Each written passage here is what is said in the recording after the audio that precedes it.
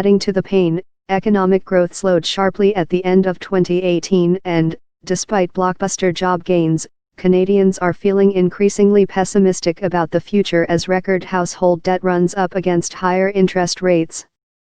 To counter the negative sentiment, Finance Minister Bill Morneau is expected to make use of unexpectedly strong revenues from the first 9 months of the fiscal year to table a stimulus-filled federal budget on Tuesday, the last budget ahead of an October election. High on the list of expectations is supports for millennial home buyers, money for skills retraining, pharmacare help for those lacking prescription drug plans through their workplace, and new spending for families with children.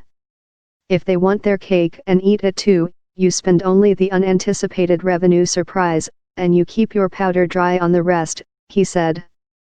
Housing for Millennials new mortgage rules that came into effect last year, and 5 interest rate hikes by the Bank of Canada since July 2017, have left would-be buyers on the sidelines.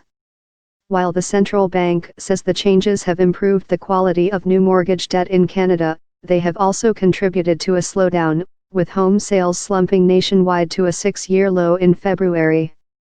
Our recommendations include restoring 30-year mortgages for first-time home buyers and making some adjustments to the current stress test now that the market has changed, said Kevin Lee, Chief Executive of the Canadian Home Builders Association.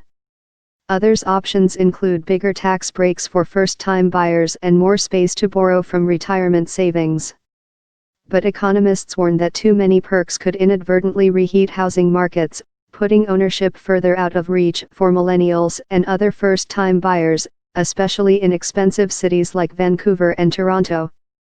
Pharmacare and more budget documents may go into some detail, or just make a general commitment to boost coverage, leaving specifics for the election campaign.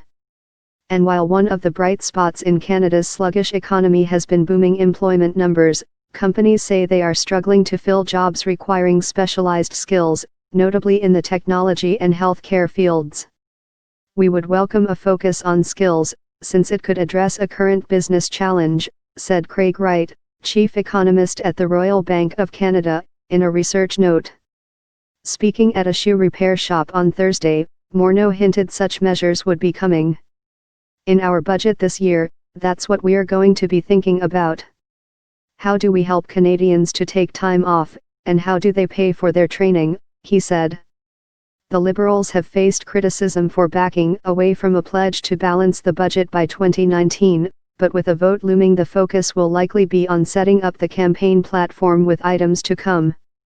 A deficit of 18.1 billion Cordobas, $13.6 billion, is forecast for 2018-19.